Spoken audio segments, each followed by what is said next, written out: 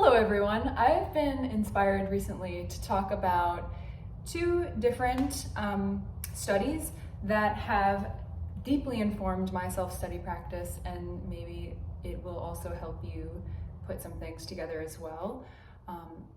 One is the very ancient Jyotish, which translates to the science of light. It is Hindu Vedic astrology. And the other is shadow integration. If you have somehow found this video without knowing what shadow is yet, it's a term coined by the modern psychologist Carl Jung. And Jung he didn't make this up, but he did coin the term shadow, which is really unconscious material. Whatever we are not yet aware of about ourselves, the things that make us uncomfortable, the things we're in denial about, this is all shadow material. And Jung also wrote a lot about how the more we integrate the shadow or become aware of, accept and love those dark parts, the more we realize that we are whole. And so I think that Jyotish is kind of like a flashlight in the dark. It's an excellent tool for uncovering shadow.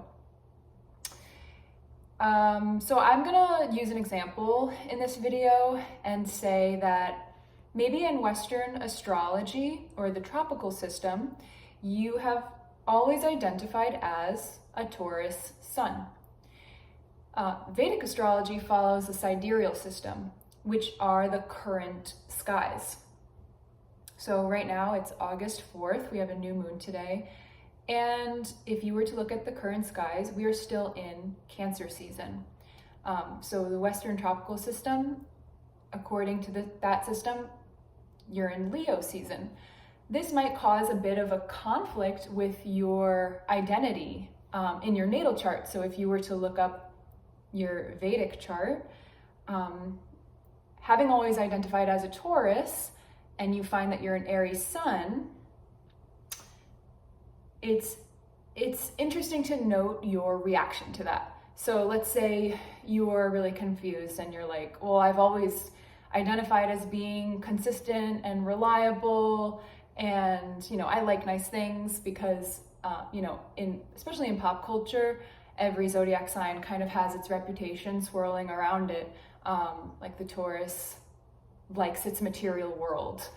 And the Aries it's fire, right? And it really likes to just burn through, and maybe there's a bit of a reputation about being impulsive. And so that Taurus and the Aries seem really different, right? So if you're a completely different sun sign in the Vedic system, that might cause some conflict in yourself about your identity.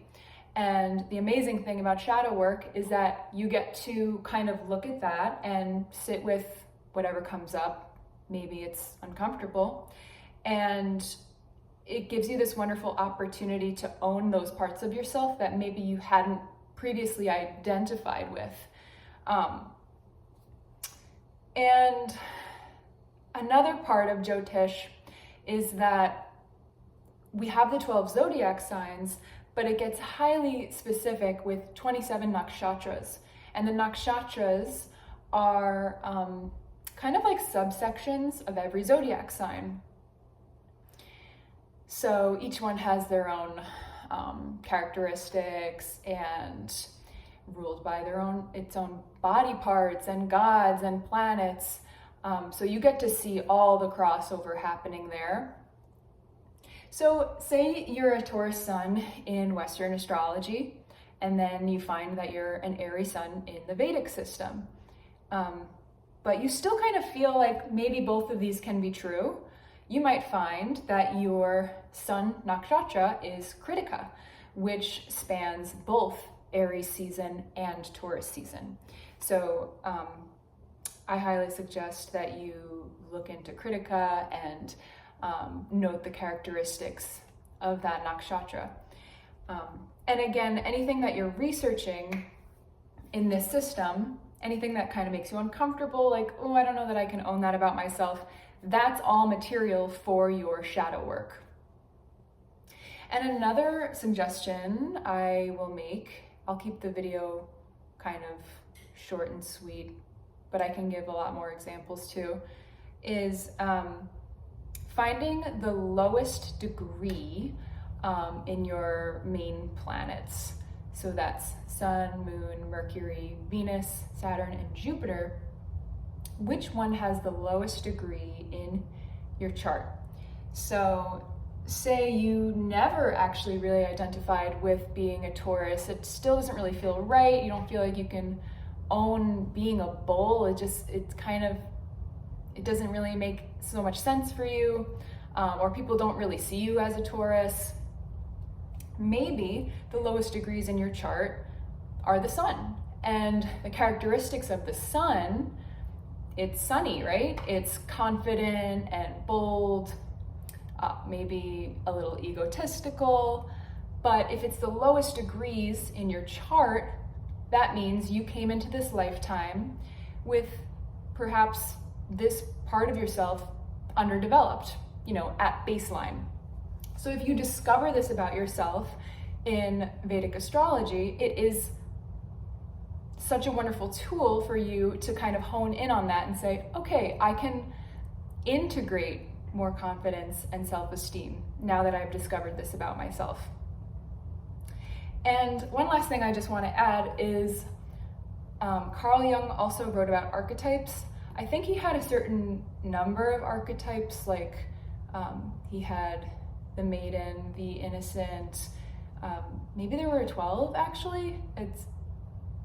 That would be wild if there were 12 zodiac signs and 12 Jungian archetypes. But I'm sorry, I don't know how many archetypes he wrote about, but the thing is, there are as many archetypes as you can really imagine. So if you could look at the Nakshatras, the zodiac signs, the planets, all of these are archetypes, right? So having like a solar energy, a sunny personality, that's an archetype. And I could just go on and on about this. If you have any questions, I'd be happy to discuss them, and I'll put some more information in the description box, and maybe you'll see more of this coming soon. Thanks, everyone.